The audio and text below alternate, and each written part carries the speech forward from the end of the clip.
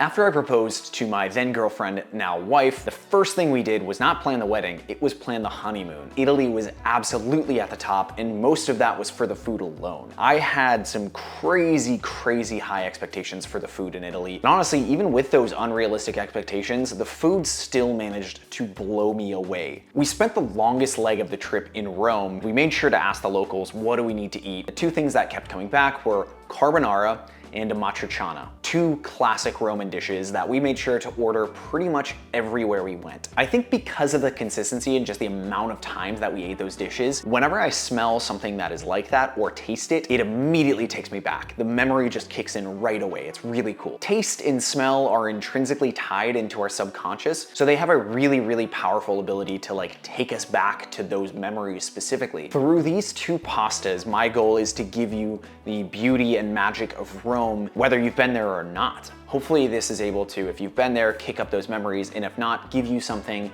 to look forward to when you go. I don't usually do very authentic, very traditional recipes on this channel, so enjoy it while you can. Let's get right into it.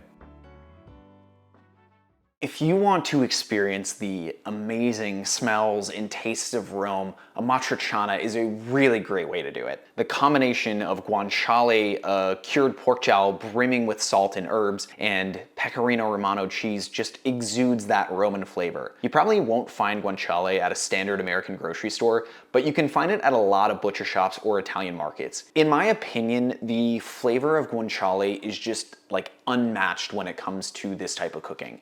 Pancetta is great, bacon is great, but they are not at all the same thing. This is one of those times where seeking out the actual ingredient really does make a difference, especially when it comes to these dishes that have 3 or 4 ingredients. Those things change the flavor of the entire dish depending on what you have. The flavor of guanciale is so much more interesting and herby than something like pancetta, so search for this if you want the real deal. We also need a really nice tasting canned tomato product. Again, there are only a few ingredients in this dish. My best bet for whole tomatoes are these San Marico ones. They're really tasty and you can find them in most grocery stores.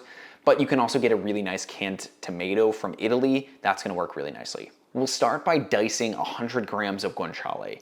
If your pork has a side with the skin on it, go ahead and remove that, as that is gonna crisp up differently than the actual meat itself. One thing that I love about guanciale is it's so fatty, and the fat is so melty and delicious that if you rub it on your hands, it melts. It's crazy. It is so cool. Go ahead and open your can of tomatoes and season the water that you're gonna use for the pasta later.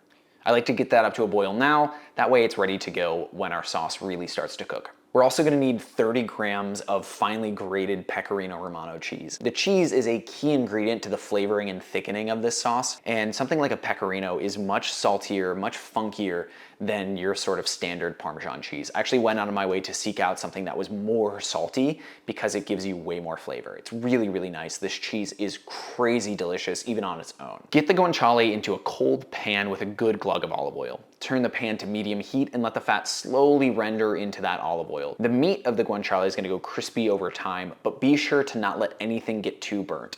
There are herbs on these, you'll see some have bay leaf on them, and that can burn in the pan if you're not careful. Once the guanciale is nicely browned, remove it from the pan and set it aside.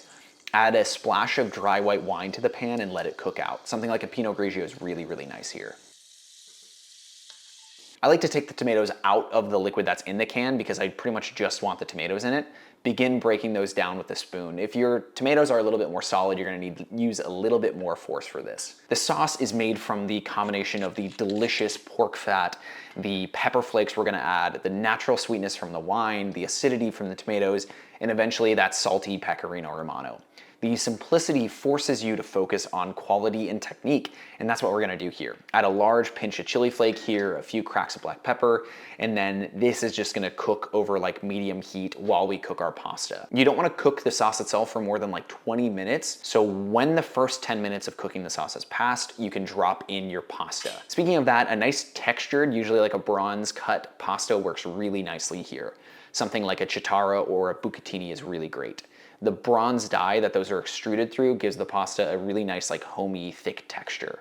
Great if you're into it, but you could also use a smooth pasta here too. Cook that until just al dente while your tomatoes cook down. Al dente means to the tooth, which basically means we don't want mushy, overcooked pasta. That's not good here. As those tomatoes cook down, you'll probably need to add a few scoops of pasta water just to make sure things don't dry out too much. Once the pasta is pretty much done, go ahead and taste the tomatoes for saltiness. You're probably gonna need to add a little bit of salt, but don't add too much. Again, the cheese hasn't gone in yet, and that's like our main salt component. Lift your cooked pasta out of the pasta water and into the pan with the tomatoes and give that a really, really forceful mix. What we're doing here is creating a perfectly coated noodle and sauce texture. Basically, it's one thing. This isn't something where you put dry noodles on the plate and then top it with the sauce. No, none of that here. Keep this over like a medium-low heat and add some of the cooking water to thin things out so things don't get like way too thick here.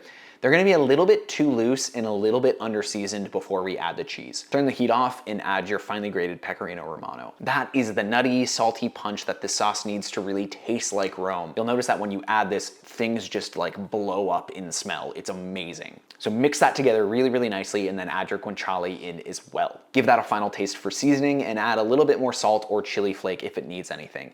You do want this to be spicy as well, so the chili flake and pepper are another key component. The flavors of this dish sing with like a salty, nutty, spicy simplicity. It's really clean and delicious tasting. It's everything you want in an authentic pasta recipe. Of the two dishes, this is the one that I tend to lean towards.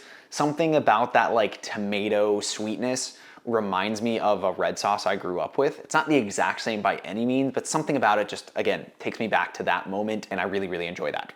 Really, the first time I went to Europe was on our honeymoon. I had traveled a little bit beforehand, but my wife is a much more kind of adventurous, spirited, and worldly person. She's traveled a lot more than I had, and especially at that point, I hadn't really done much when it comes to travel. It's kind of like a mind-opening experience. You're getting different culture, you're getting to meet the locals, eating food that you probably hadn't been able to eat before in the place that it originates from. Everything just feels new and exciting, and this was really my first and biggest experience with that. So these two dishes specifically feel so intrinsically tied to Megan Kay and I getting married. Our first real big like across the pond travel together, and just all of the fun, excitement, stress, beauty, goodness that comes from that type of travel. In general, these two dishes signify a real shift in, I think, my life.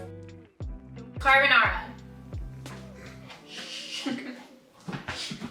Great. Look, I've made carbonara recipes in the past. There's a crazy delicious kimchi carbonara recipe right here, and there's a quick, fast, kind of American grocery store style carbonara here. This is the classic, as authentic as I could possibly get it type of carbonara. No cream, no onion, no garlic. It is so simple, so easy. That makes for something that is really, really special in my opinion. The recipe itself relies on simplicity, ingredients, and technique. Go ahead and cut 125 grams of guanciale into these little pork slivers. When it comes to these guanciale pieces, you also want them a little bit bigger than the final bite, because the fat is going to render and they're gonna get smaller as we cook them in the pan. That's sorted so we can make our creamy sauce mix. And this is going to be extra rich through the use of only egg yolk. In the past, I've done egg yolk and egg white, but as I was making this one, the difference between all yolk and a mixture of the two really stands out. Grate 30 grams of pecorino romano into a container and then add 3 egg yolks.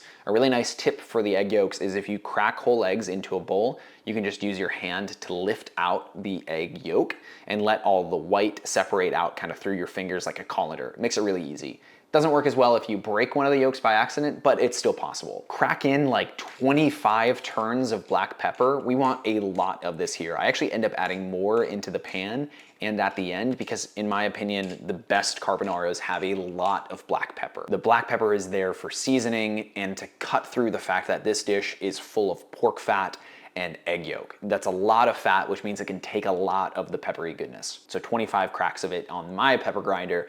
Yours may be a little bit different. That's everything we need. For this one, I'm gonna use a bucatini as well, basically the same pasta I used for the amatriciana. A nice tip for measuring pasta from a box like this by weight is if you set the box down on the scale, tear it out, and then you can remove the amount of pasta you think, and that'll tell you with a negative sign in front of it how much you've removed, which is nice. So you can take out 200 grams of pasta pretty easily that way. If you're not gonna do it by weight, honestly, half a box of this type of pasta is about 220, 240 grams. You're gonna be fine. It's gonna be close enough. At the stove, get a large pot of salted water to the boil and set a skillet over medium-low. While the pan is cold, add your sliced guanciale and let the fat slowly render out.